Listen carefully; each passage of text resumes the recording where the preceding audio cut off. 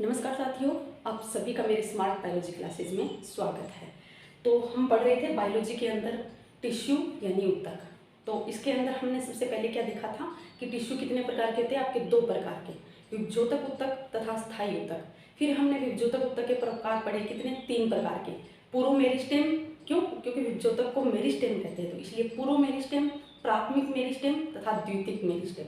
ठीक है। फिर हमने स्थायी ऊतक परमानेंट टिश्यू के प्रकार देखे थे। परमानेंट टिश्यू या स्थायी ऊतक कितने प्रकार के थे, आपके दो प्रकार के।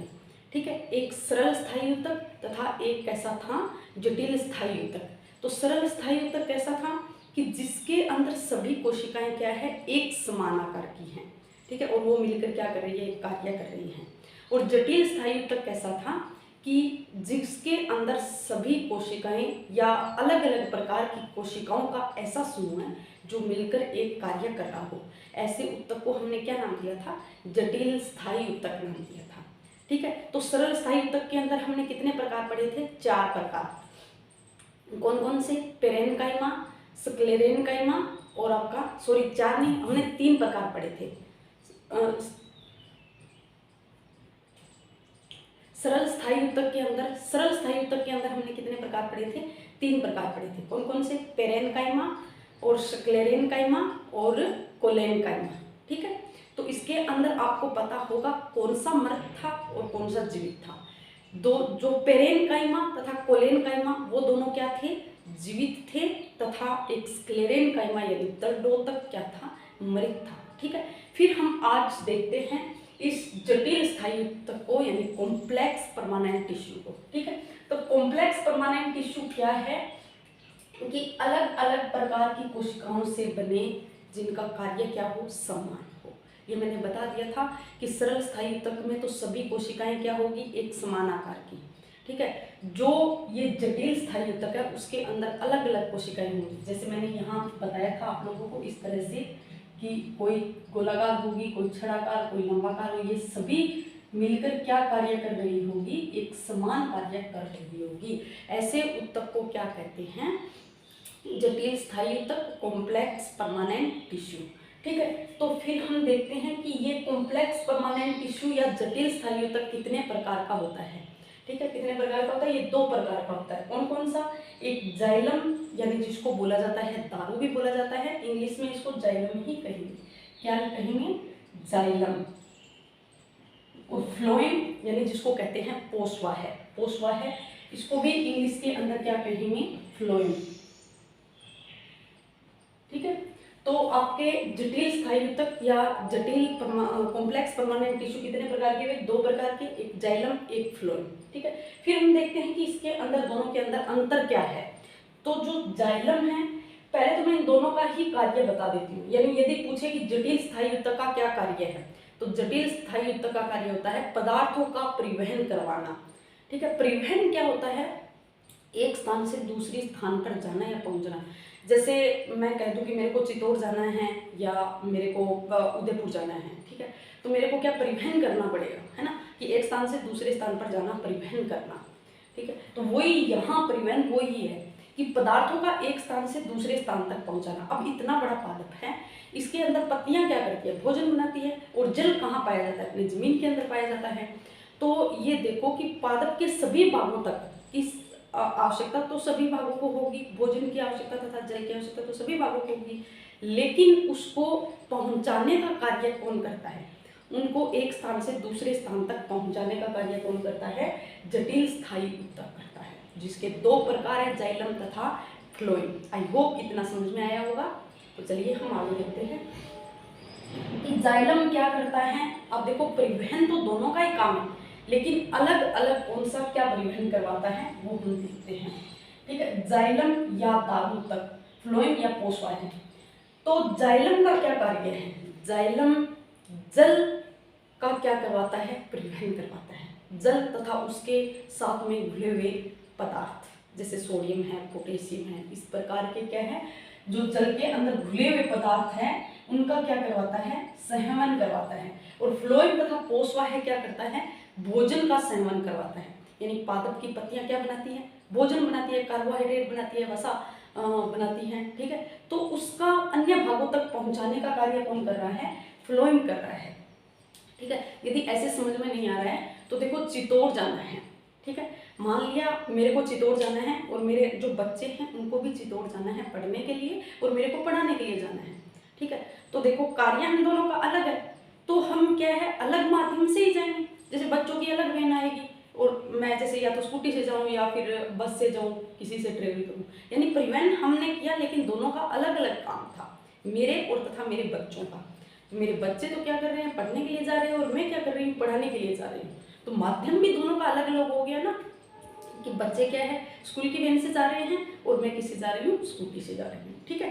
तो आई होप समझ में आया होगा कि जैसे जाइलम तथा फ्लोएम, मान लिया जाइलम मेरे बच्चे हैं, फ्लोएम मैं हूँ, दोनों का हमारा अलग अलग कार्य है और दोनों हम अलग अलग तरीके से जा रहे हैं, ठीक है। तो अब देखो जाइलम क्या है, गुरुत्वाकर्षण के विपरीत संयमन। अब देखो जल, अब पूछा जाता है कि ऐसा कौन सा भाग है जो जिसके अंदर परिवहन क्या है, एक पादप का ऐसा कौन सा भाग है जिसके अंदर परिवहन गुरुत्वाकर्षण के विपरीत होता है। तो देखो जल हमेशा जमीन से नीचे से ऊपर की ओर जाएगा। जल हमेशा कहाँ, पौधे के अंदर नीचे से ऊपर की ओर जाएगा। याद रखना ऊपर से कभी नीचे नहीं आएगा, जल हमेशा नीचे से ऊपर की ओर जाएगा, ठीक है। या ऐसे पूछ लेते हैं कि ऐसी कौन सी चीज है जो गुरुत्वाकर्षण के विपरीत, हमेशा गुरुत्वाकर्षण के विपरीत कार्य करती है, ठीक है। ये नहीं कि बीच में ये अलग कार्य करने लग जाए, नहीं, हमेशा गुरुत्वाकर्षण के विपरीत कार्य, यानी कि हमेशा नीचे से ऊपर की ओर ही जाएगा जल। तो क्या है, यानी जाइलम का जो कार्य है वो गुरुत्वाकर्षण के विपरीत हो रहा है। जल, जड़ के द्वारा जमीन के अंदर जल पाया जाता है, उस जमीन से कौन जड़ें अवशोषित करती हैं, अवशोषण करके। देखो याद हो तो मैंने आपको बताया था कि जो मूल थी इस तरह से, इस मूल के जो परिपक्वन क्षेत्र था,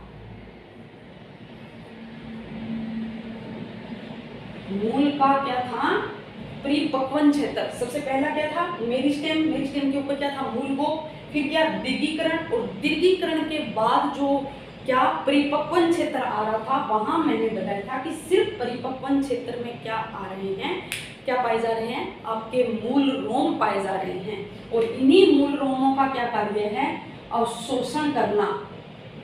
क्या करना, अवशोषण करना, यानी कि जल तथा खनिज लवणों को क्या है जमीन से अवशोषित करना। और ये अवशोषण करके यहाँ कहाँ आ गई, ये जड़ के अंदर आ गई। और मूल के अंदर भी जाइलम तथा फ्लोएम पाए जाते हैं, ठीक है। मूल तथा तने सभी के अंदर पाए जाते हैं पादप के, वो हम पढ़ेंगे कहाँ कहाँ पाए जाते हैं तथा किस प्रकार के पाए जाते हैं, ठीक है। तो यहाँ आपको इतना याद रखना है कि यहाँ इस जड़ की जो मूल जो है इसके अंदर क्या पाया जा रहा है, जैसे ये हो गया आपका जाइलम और ये हो गया आपका फ्लोएम, ठीक है। तो देखो अवशोषण, जड़ ने क्या किया, अवशोषण किया किसका, जल का तथा खनिज लवण का। फिर ये देखो यहाँ से जाइलम से होता हुआ पादप के अन्य भागों तक जाएगा, ठीक है। कभी भी ऊपर से जल नीचे नहीं आएगा, हमेशा जल नीचे से ऊपर की ओर जाएगा, ठीक है। अब देखो फ्लोएम, फ्लोएम का संवहन ऊपर से नीचे की तरफ हो रहा है, हो सकता है, और नीचे से ऊपर की तरफ भी हो सकता है। इसकी डायरेक्शन दोनों तरफ है, इसकी फ्लोएम की डायरेक्शन जो है दोनों तरफ है। यानी एक पादप के अंदर, पत्तियों के अंदर जो भोजन बन रहा है, जैसे यहाँ ये पत्ती हो गई इस तरह से, पराग, इनके अंदर क्या बन रहा है, भोजन बन रहा है, इसके अंदर भोजन बन रहा है। ये भोजन इन फ्लोएम वाहिनियों से होता हुआ कहाँ आ जाएगा, नीचे आ जाएगा, तथा यहाँ से होता हुआ ऊपर भी चला जाएगा, ठीक है। यहाँ से होता हुआ नीचे चला आ जाएगा और यहाँ इन पत्तियों में जो बन रहा है वो नीचे से ऊपर की तरफ भी चला जाएगा, ठीक है। तो इसकी डायरेक्शन दोनों तरफ होती है, लेकिन याद रखना जाइलम की डायरेक्शन गुरुत्वाकर्षण के विपरीत यानी नीचे से ऊपर की ओर ही होती है, ठीक है। आई बात समझ में। अब चलो हम देखते हैं आगे।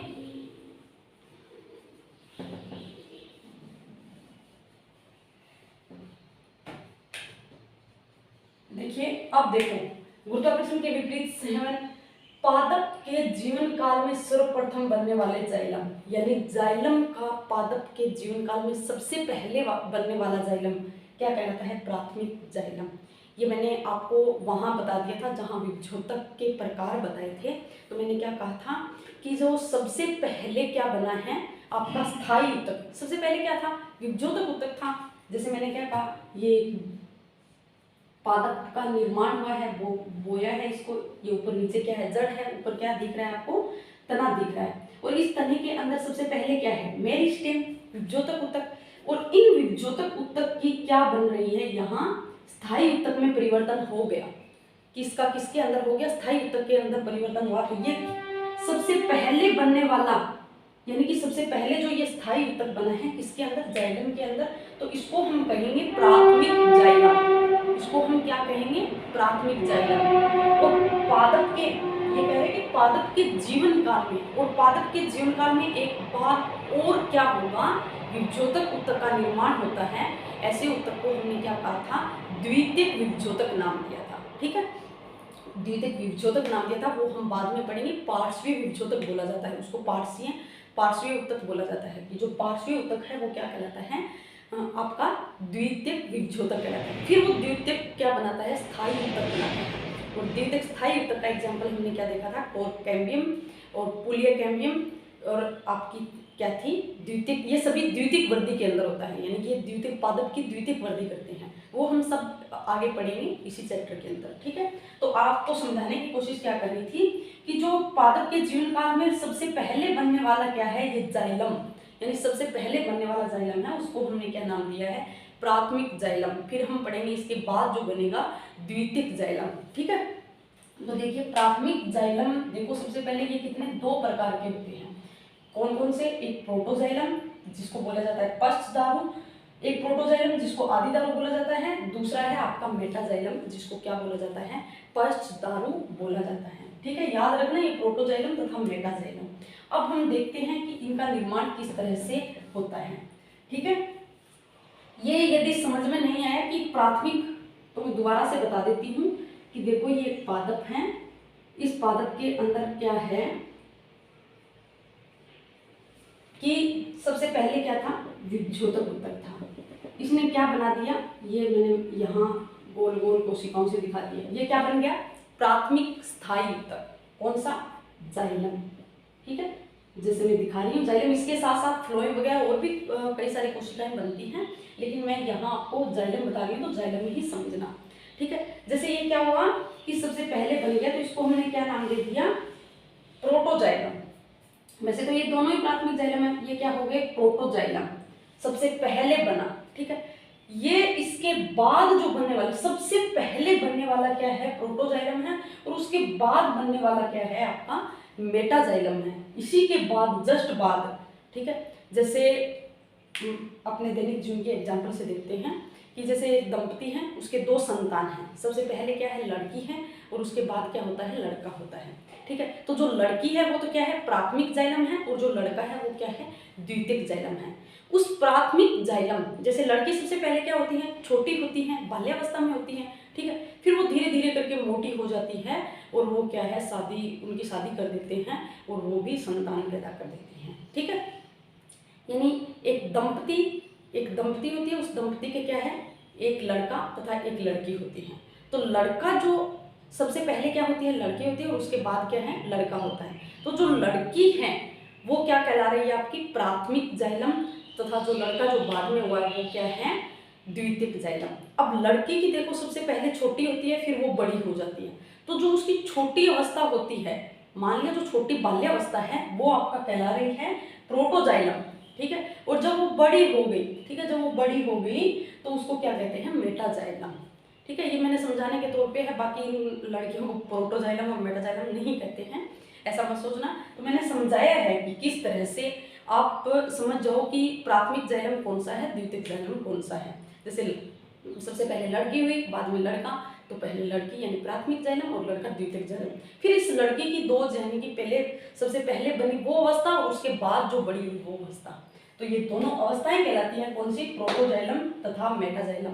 तो आई होप आपको इस एग्जाम्पल से समझ में आया होगा। तो चलिए हम देखते हैं आगे। तो जो प्रोटोजाइलम है इसको बोला जाता है आदिदारु। ठीक है, मेटाजाइलम है उसको बोला जाता है पश्चदारु। आदि यानी प्रारंभ, आदि को प्रारंभी बोलते हैं, प्रारंभ दारु, और पश्च यानी जो बाद में बना है, ये पश्चदारु। ठीक है, अब देखो एक होता है ये तना, जैसे ये क्या है, ये ऊपर का तना है, और ये नीचे की क्या है, जड़। ठीक है, अब देखो इसको मैंने यहाँ से काट दिया, यानी इसकी कौन सी काट ले ली मैंने, अनुप्रस्थ काट ले ली। इसी तरह से मैंने मूल की भी क्या ले ली, अनुप्रस्थ काट ले ली। ठीक है, कैसे कि देखिए जैसे ये क्या लिया मैंने, तना लिया, इसकी मैंने इस तरह से कैसे काट दिया, ऐसे काट दिया। ऐसे काटने के बाद देखो ये काटा मैंने, इनको दो भाग कर दिया काट के। ठीक है, अब देखो इसको मैंने इस तरह से ले लिया, तो क्या आपको ये गोल नहीं दिख रहा है, ये देखो गोल, तो इस तरह से ये देखो गोल भाग ले लिया, यानी कि इस तरह से इतना था, इसकी मैंने काटने के बाद इसको ऐसे टेढ़ा किया, टेढ़ा करने के बाद ये क्या दिख रहा है, गोल भाग दिख रहा है। वैसे ही मैंने ये जड़ ली, इस जड़ को काटा मैंने, काटने के बाद दो भाग किए और फिर मैंने इसको ऐसे किया। ठीक है, टेढ़ा किया, तो इस तरह से ये है आपका तना और ये है आपका मूल। अब देखो इसको मेरे को टेढ़ा करके देखने पर क्या दिखाई दिया, तो हम देखते हैं। ये देखो यहाँ ये जाइलम, सिर्फ मैं यहाँ जाइलम की बात कर रही हूँ, फ्लोएम की बात नहीं कर रही हूँ।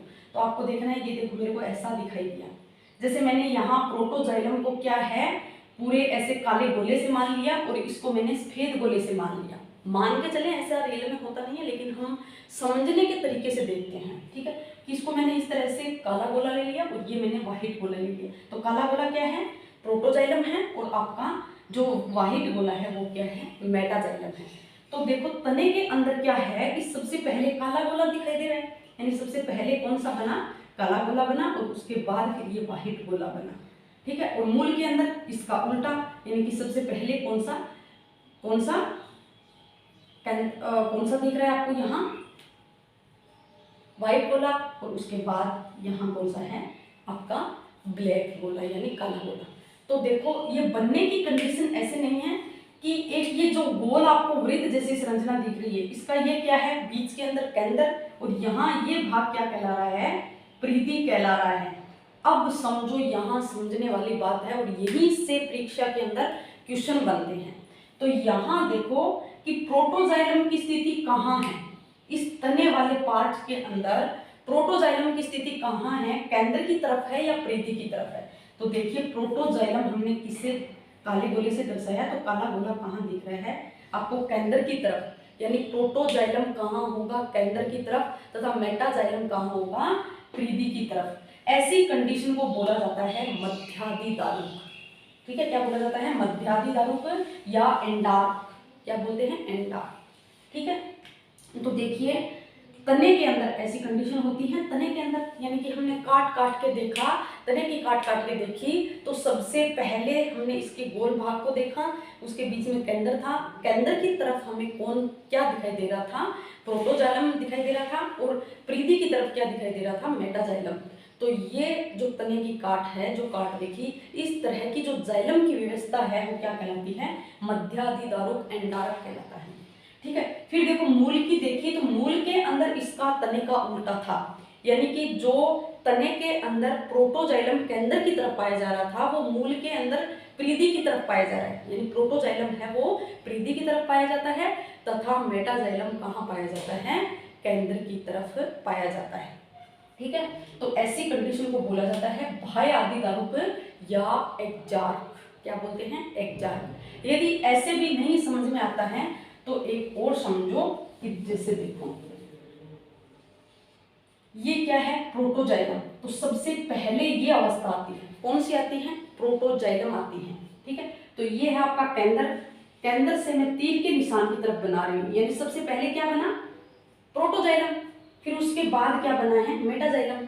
तो सबसे पहले केंद्र की तरफ क्या बना है, प्रोटोजाइलम, और फिर क्या आ रहा है, बाहर की तरफ क्या बन रहा है आपका, मेटाजाइलम। ठीक है, यानी केंद्र से परिधि की ओर बनता जा रहा है क्या, आपका जाइलम। ऐसी कंडीशन को क्या कहेंगे, मध्यादि दारुक या एंडार्क। तो यहाँ केंद्र से परिधि की तरफ जाने वाला क्या किसमें पाया जाता है, आपके तने के अंदर पाया जाता है, कौन, जाइलम की ऐसी स्थिति।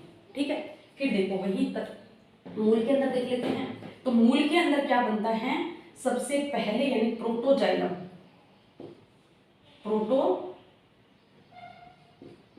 प्रोटोजाइलम कहाँ होता है, परिधि की तरफ, तथा मेटाजाइलम कहाँ होता है, केंद्र की तरफ। यानी कि प्रोटोजाइलम यहाँ बना सबसे पहले, यहाँ से फिर कहाँ जा रहा है, केंद्र की तरफ, कहाँ जा रहा है, केंद्र की तरफ। यानी केंद्र की तरफ जा रहा है, तो ऐसी कंडीशन को क्या कहते हैं, बाह्य अतिदारुक यानी एकचारक कहते हैं। और ऐसी कंडीशन कहाँ पाई जाती है, तो आपके मूल के अंदर पाई जाती है। तो अब आपको जो तरीका अच्छा लगे, जैसे भी लगे वैसे इसको याद रख लेना, यहाँ से क्वेश्चन पूछा जाता है, ठीक है। तो इनको अच्छे से याद करना, समझना। या तो आप देखो कि मैं एक गोला बना लिया, उस गोले के अंदर से बाहर की तरफ जा रहा हूँ, और एक क्या है, अंदर से बाहर की तरफ आता है। बस इस तरह से याद कर लेना, तो आपकी समझ में आ जाएगी। एक मध्याधिदारुक और एक हो जाएगी बाह्याधिदारुक, ठीक है। अब देखो जाइलम के कितनी प्रकार की कोशिकाएं पाई जाती है, या जाइलम कितने प्रकार का है, ठीक है। तो ये जाइलम की कोशिकाएं या जाइलम 4 प्रकार के होते हैं, या 4 प्रकार की कोशिकाओं से मिलकर बनते हैं, ठीक है। मैंने ये तो कहा था आपको कि जटिल स्थायी ऊतक अलग अलग प्रकार की कोशिकाओं से मिलकर क्या कर रहा है, एक समान कार्य कर रहा है। तो इसके अंदर अलग अलग प्रकार की वो जो कोशिकाएं हैं वो हम पढ़ेंगे। तो जाइलम के अंदर कितने प्रकार की कोशिकाएं मिल रही हैं, आपके 4 प्रकार की कोशिकाएं मिल रही हैं। कौन कौन सी, एक है आपकी वाहिनिका, ठीक है, दूसरी है आपकी वाहिका, और तीसरी है आपकी जाइलम रेशे या काष्ठ तंतु, या चौथी है आपकी जाइलम मर्दूतक। चौथी क्या है, जाइलम मर्दूतक। अब देखो वाहिनिका, इसको इंग्लिश में बोला जाता है ट्रेकिड। क्या कहते हैं, वाहिनिका को बोला जाता है ट्रेकिड, क्योंकि कई बार क्या है, परीक्षक के अंदर हिंदी के अंदर भी ऐसा ही नाम दे देते हैं, ट्रेकिड, ठीक है। और इसी को लेकर आप कंफ्यूज हो जाते हैं कि पता नहीं, ये पेपर तो इतना हार्ड था, पता नहीं कहाँ से क्वेश्चन उठ के आ गए। कहीं से नहीं, आपको घुमाने के लिए सिर्फ क्या किया गया है, जो इंग्लिश का वर्ड था उसको हिंदी में लिख के दे दिया, बस इतना ही फर्क है। तो इसीलिए तो मैं कहती हूँ कि आप इनके साथ साथ इंग्लिश के वर्ड भी याद रखा करो। जैसे वाहिनिका को क्या कहते हैं, ट्रेकिड, ठीक है। कई सारी वाहिनिकाएं ट्रेकिड्स असल लग जाएगा, ठीक है। तो वाहिनिका और वाहिका को क्या बोला जाता है, वेसल्स। जाइलम रेशे या काष्ठ तंतु को क्या बोला जाता है, जाइलम फाइबर्स, ठीक है। और जाइलम मृदुतक यानी जाइलम पेरेनकाइमा, ठीक है। ये है इसके इंग्लिश तथा इनके हिंदी नाम। अब देखो ये कैसी होती है, यानी मृत वाहिनिका जो मृत कोशिका होती हैं, और वाहिका है वो भी मृत कोशिका है, और जो जाइलम रेशे वो भी मृत कोशिका। सिर्फ एक जो जाइलम मृदुतक है वो क्या है, जीवित कोशिका है। कौन सी, जाइलम मृदुतक कैसी है, जीवित कोशिका। हमने सबसे पहले जो स्थायी ऊतक के अंदर देखे थे, सरल स्थायी ऊतक के अंदर क्या 3 प्रकार देखे थे, जिसके अंदर हमने एक देखा था पेरेनकाइमा मृदुतक, वो कैसा था, जीवित था। तो यहाँ जाइलम के आगे मृदुतक लग गया, तो ये कैसी होगी, जीवित होगी। बाकी 3 जो है वो क्या होगी, मृत होगी। अब जीवित और मृत का क्या अंतर होता है, मैंने पहले भी बताया था, लेकिन फिर से मैं बता देती हूँ, कंफ्यूज मत होना। यानी कि ये एक क्या है, कोशिका है, और इसके चारों तरफ ये क्या पाई जाती है, कोशिका भित्ति पाई जाती है, और इस तरह से ये एक दूसरी कोशिका ली है मैंने, ये इसका केंद्रक और इसके अंदर कोशिका द्रव्य। अब देखो ये तो है आपकी मृत कोशिका, और ये है आपकी जीवित कोशिका। याद रखना, भूलना मत, जिंदगी में हर जगह आपको ये काम आएगा कि मृत कोशिका तथा जीवित कोशिका क्या है। तो देखो मृत कोशिका वह कोशिका है जिसके अंदर सिर्फ कोशिका भित्ति है और कुछ नहीं है, यानी ये आप बोल सकते हैं कि जिसके अंदर जीव द्रव्य नहीं पाया जाता, जिसके अंदर क्या नहीं पाया जाता, जीव द्रव्य नहीं पाया जाता, ऐसी कोशिका भित्ति क्या कहलाती है, मृत कोशिका। देखो मैं क्या बोल रही हूँ, कोशिका भित्ति, कोशिका झिल्ली नहीं। अब देखो इसके अंदर क्या पाई जा रही है, कोशिका झिल्ली, और क्या पाए जा रहे हैं, केंद्रक, और क्या पाया जा रहा है, कोशिका द्रव्य, ठीक है। तो देखो कोशिका झिल्ली, केंद्रक और कोशिका द्रव्य, ये तीनों मिलकर क्या कहलाते हैं, जीव द्रव्य। क्या कहलाते हैं, जीव द्रव्य। अब यदि मैंने ये बोल दिया कि जीव द्रव्य नहीं पाया जाता है, ऐसी कोशिका क्या है, मृत कोशिका।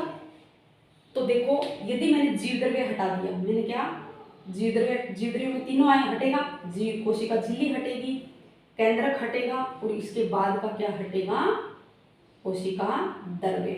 अब देखो अब क्या बची, सिर्फ कोशिका भित्ति। तो इसीलिए जो कोशिका भित्ति है उसी को क्या कहते हैं, मृत कोशिका। ठीक है, आई होप समझ में आया होगा आपके। यहाँ से बहुत सारे ऐसे क्वेश्चन भी बन जाते हैं जो नीट के अंदर है, जो गहराई से पूछे जाते हैं, तो यहाँ से बना लेते हैं क्वेश्चन। ठीक है, कथन वाले भी, सत्य सत्य कथन वाले भी बना लेते हैं।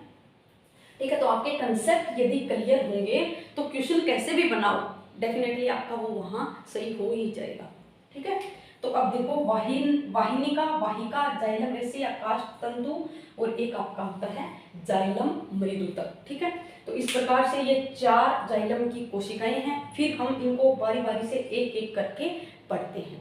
ठीक है, तो देखिए सबसे पहले हम देखते हैं वाहिनिका, जिसको क्या बोला जाता है, ट्रेकिड्स। वाहिनिका जिसको क्या कहेंगे, ट्रेकिड्स। ठीक है, तो देखो कोशिका, इसकी कोशिकाएं कैसी होगी, लंबी होगी। ये देखो मैंने यहाँ डायग्राम बनाया है, इनकी कोशिकाएं कैसी दिख रही हैं, लंबी हैं, तथा इनके दोनों किनारे, ये दो का मतलब है दोनों किनारे क्या होंगे, नुकीले। ये देखो मैंने यहाँ बनाया, ये क्या है, नुकीले, सुई के जैसे नुकीले दिख रहे हैं। दोनों किनारे कैसे होंगे, नुकीले होंगे। कोशिका भित्ति मोटी होगी। अब देखो मैंने यहाँ इसके अंदर केंद्रक या जीवद्रव्य बनाया, नहीं बनाया। क्यों? क्योंकि हमने पढ़ा है वाहिनिका कैसी है, मृत कोशिका है, तो इसके अंदर केंद्रक, कोशिका द्रव्य तथा कोशिका झिल्ली नहीं होगी। कहने का मतलब है जीव द्रव्य नहीं होगा। ठीक है, तो जो कोशिका इसकी लंबी होगी, दोनों किनारे नुकीले होंगे, कोशिका भित्ति कैसी होंगी, मोटी होगी। क्यों होंगी, लिग्निन का जमाव के कारण क्या हो जाएगी, ये मोटी हो जाएगी। ठीक है, हमने ये ऐसा लिग्निन का जमाव कहाँ पढ़ा था, जो सरल स्थायी उत्तक था, स्क्लेरेनकाइमा दरिडोतक के अंदर हमने क्या देखा था कि उसकी कोशिका भित्ति मोटी पाई जाती थी, और दरिडोतक भी कैसी थी, मृत थी, यानी सिर्फ कोशिका भित्ति थी, लिग्निन का जमाव होते होते वो क्या हो गई थी, मोटी हो गई थी। ठीक है, फिर देखो इसकी अंदर क्या पाई जाती है, ये इसके अंदर कुछ भी नहीं है, जीवद्रव्य नहीं है, तो इसको कहेंगे गुहा। तो इनके अंदर क्या पाई जाती है, गुहा पाई जाती है। अब देखो टेरिडोफाइट जिम्नोस्पर्म एंजियोस्पर्म में उपस्थित होती है। तो ये कैसे, मैं आपको समझा देती हूँ। ठीक है, यहाँ देखो,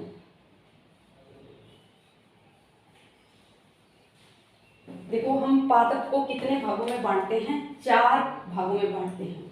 कि पादप जगत को हम कितने भागों में बांटते हैं, 4 भागों में।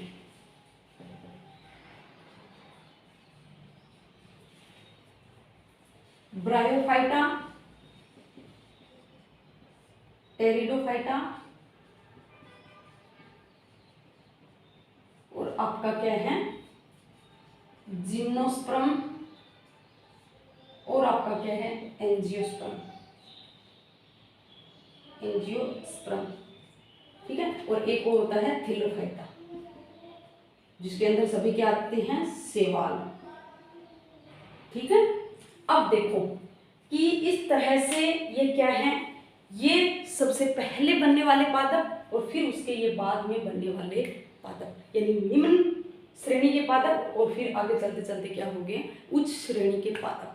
ठीक है, तो निम्न श्रेणी से उच्च श्रेणी, जैसे हम जीव पढ़ते हैं, यानी जलीय जीव है, निम्न कोटि के जीव है, उसके अंदर बहुत सारे ऐसे अंग नहीं पाए जाएंगे। वो क्या है, बाद में जैसे जैसे विकास होता गया वैसे वैसे उसके अंदर अंग बनते गए। वैसे ही पादपों के अंदर है, यानी कि जो निम्न श्रेणी के जीव है उसके अंदर कुछ ऐसे अंग नहीं पाए जाते हैं जो आपके जो उच्च श्रेणी के पादप है उनके अंदर पाए जाते हैं। तो वैसे ही देखो ये जो जाइलम या जो सहवन उत्तक, जाइलम तथा फ्लोएम को हम क्या बोलते हैं, सहवन उत्तक।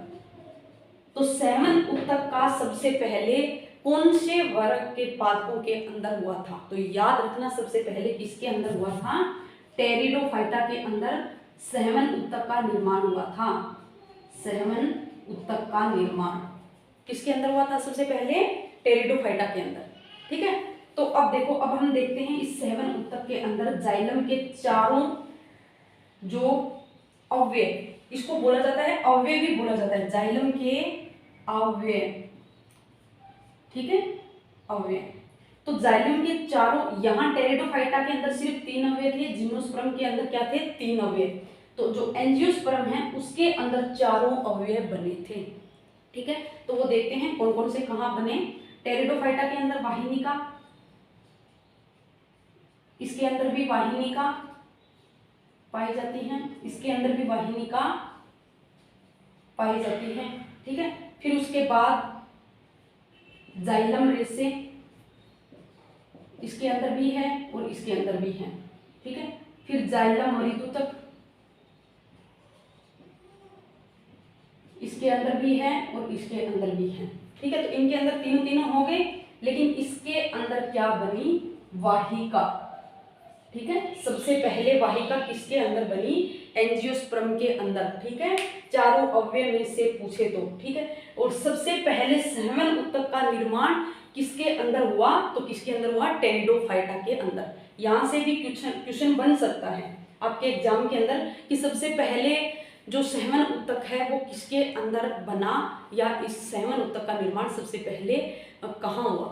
नीचे ऑप्शन दे देगा, ब्रायोफाइटा, टेरिडोफाइटा, जिम्नोस्पर्म, एंजियोस्पर्म। ठीक है, तो कहाँ सबसे पहले निर्माण? टेरिडोफाइटा के अंदर। अब देखो वाहिनिका, मैंने क्या बताई? वाहिनिका कहाँ पाई जाती है? टेरिडोफाइटा, जिम्नोस्पर्म और एंजियोस्पर्म। ये देखो टेरिडोफाइटा, जिम्नोस्पर्म और एंजियोस्पर्म तीनों में पाई जाती है। आई होप आपको समझ में आया कि तीनों में वाहिनिका पाई जाती है। सिर्फ वाहिका कहाँ पाई जाती है? एक एंजियोस्पर्म में पाई जाती है। वो हम जहाँ क्या वाहिका पढ़ेंगे वहां देखेंगे। ठीक है, तो आई होप ये समझ में। ये कैसी है? मृत कोशिका है। वाहिनिका क्या है? मृत कोशिका है। जाइलम अवयव के अंदर आप ऐसे याद रखो 4 इनके अवयव है, सिर्फ एक मृदुतक यानी पेरेनकाइमा वाला भाग ही क्या है? जीवित है, बाकी अवयव क्या है? मृत है। ठीक है, तो ये बात समझ में। अब हम देखते हैं वाहिका।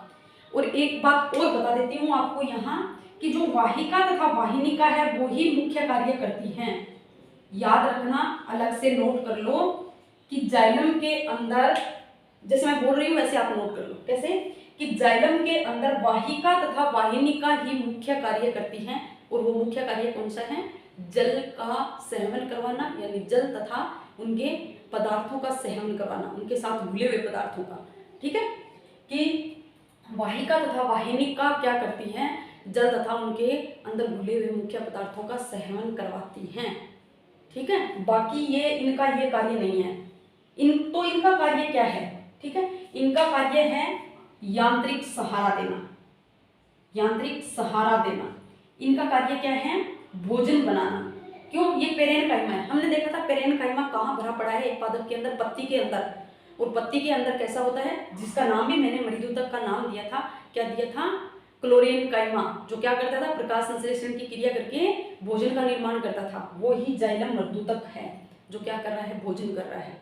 यदि ऐसे याद नहीं है तो मैं बड़ा ही आसान तरीके से बता देती हूँ कि क्या है। जैसे एक घर के अंदर, यानी आप वैसे ही सोच लो 4 लैब असिस्टेंट बनने वाले हैं, यानी कि जो लैब असिस्टेंट की तैयारी कर रहे हैं, 4 ऐसे स्टूडेंट एक जगह इकट्ठे हो जाते हैं। ठीक है, एक जगह इकट्ठे होकर क्या करते हैं? जो तैयारी कर रहे हैं, मतलब एक रूम के अंदर क्या कर रहे हैं? तैयारी कर रहे हैं। तो 2 उसमें से 2 तो क्या कर रहे हैं? तैयारी कर रहे हैं। लैब असिस्टेंट 2 ही तैयारी कर रहे हैं, 4 बच्चे रह रहे हैं, 2 तैयारी कर रहे हैं। तो एक उसको क्या कर रहा है? सहारा दे रहा है। कैसा? कि उसको पढ़ने के लिए गाइडेंस कर रहा है, तू ये कर, ये कर, ये कर। ठीक है ना, सहारा दे रहा है। ठीक है, तो उन तीनों को भूख तो लगेगी, तो भोजन बनाना पड़ेगा। तो चौथा क्या कर रहा है? उसको भोजन दे रहा है। किस तरह से? देखो यहाँ बता देती हूँ।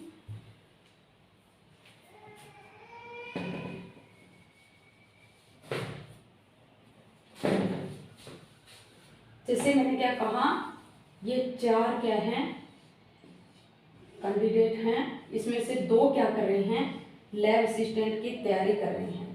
ठीक है, चारों ही एक रूम के अंदर रह रहे हैं। और ये जो लैब असिस्टेंट की तैयारी कर रहे हैं, ये क्या है? बीच बीच में डीमोटिवेट हो जाते हैं। ठीक है, कि नहीं कैसे करेंगे, नहीं तैयारी होगी नहीं, या सिलेक्शन होगा या नहीं होगा, तो छोड़ देते हैं। तो इनको बार बार प्रिपेयर करने के लिए, या इनको सहारा देने के लिए, आगे बढ़ने के लिए सहारा देने के लिए कौन बैठा है? ये ABCD। कौन बैठा है? C बैठा है कि नहीं भाई पढ़, तू देख आगे बनने के बाद कैसा फील होगा, कैसी इमेज बनेगी तेरी। तो फिर से वो तैयार हो जाते हैं। ठीक है, तो सहारा कौन दे रहा है? C दे रहा है। तो अब तीनों को, इनको भूख तो लगेगी। अब ये तो पढ़ रही है तो भोजन बना नहीं सकते, ये इनको बार बार सहारा दे रहा है, तो ये वैसे नहीं बना सकता। तो ये चौथा क्यों बैठा है यहाँ, ये इनको भोजन देने के लिए, भोजन बनाने के लिए, ठीक है। तो अब देखो इन चारों का ये एक क्या है, रूम है, जिसमें यहाँ चारों का क्या हो गया, ये एक रूम हो गया, ठीक है।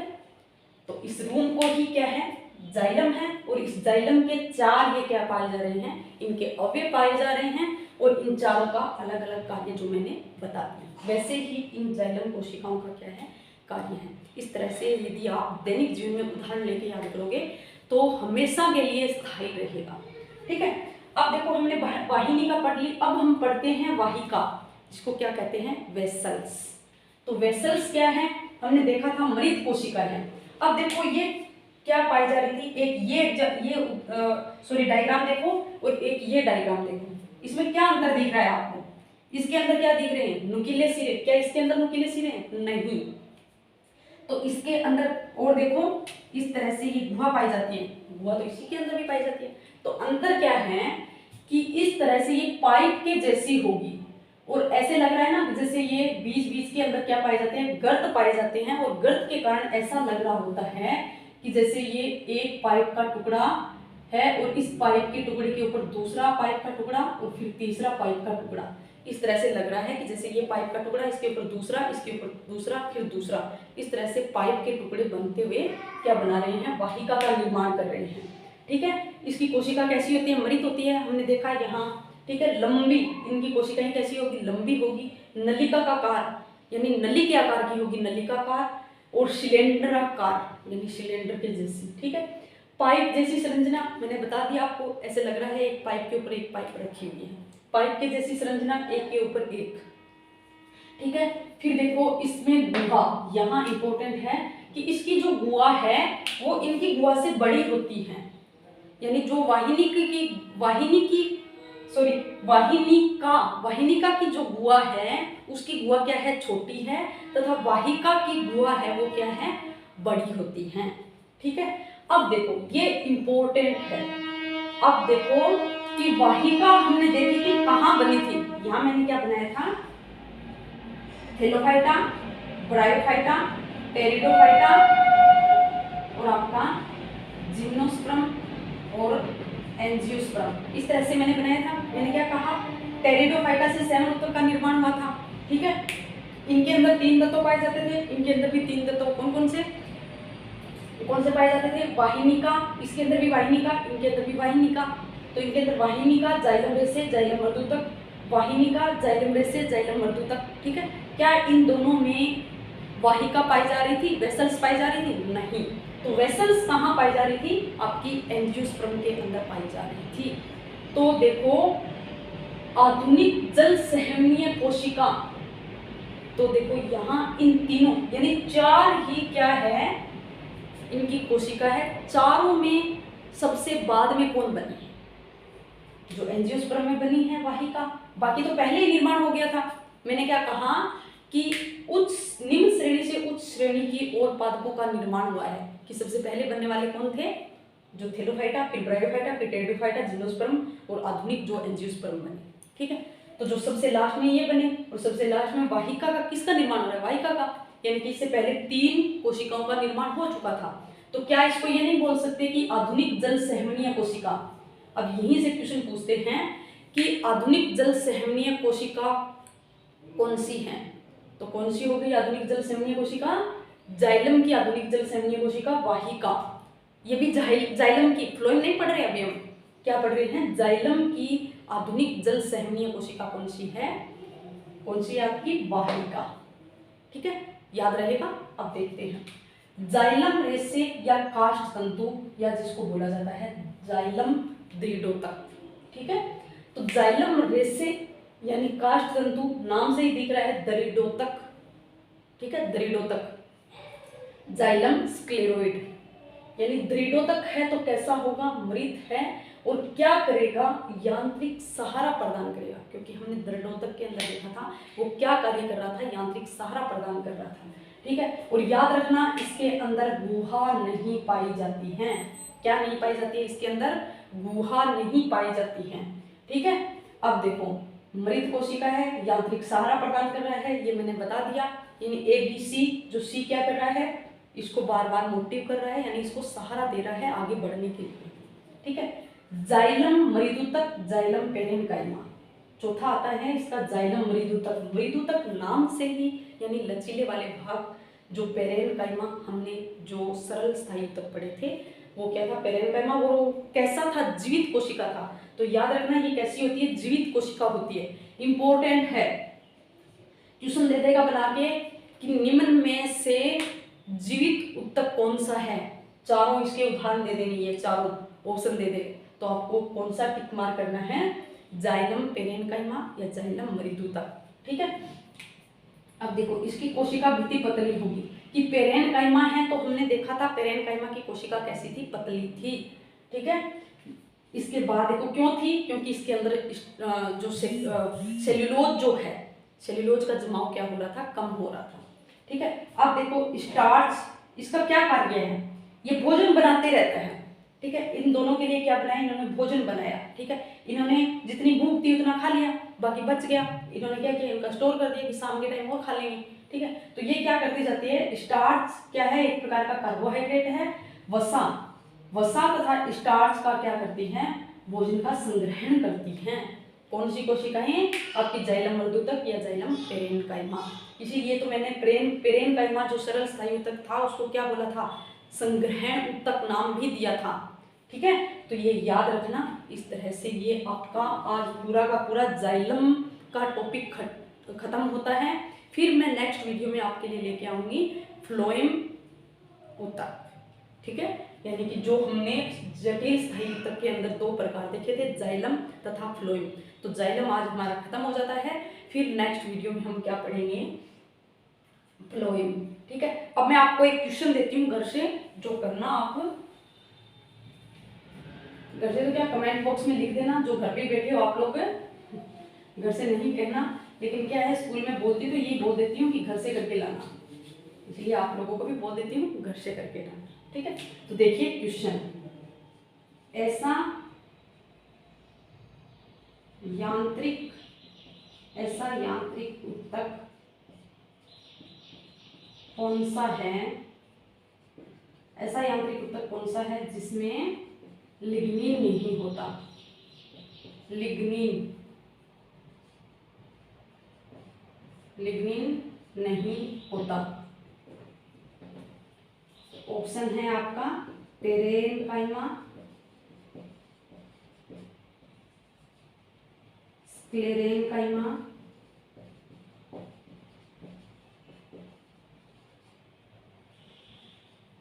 कोलेन्काइमा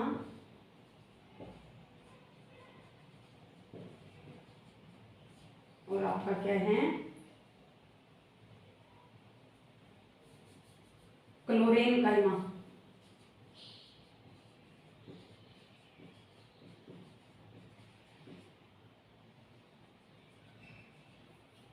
और क्या हो गया, एरेन्काइमा।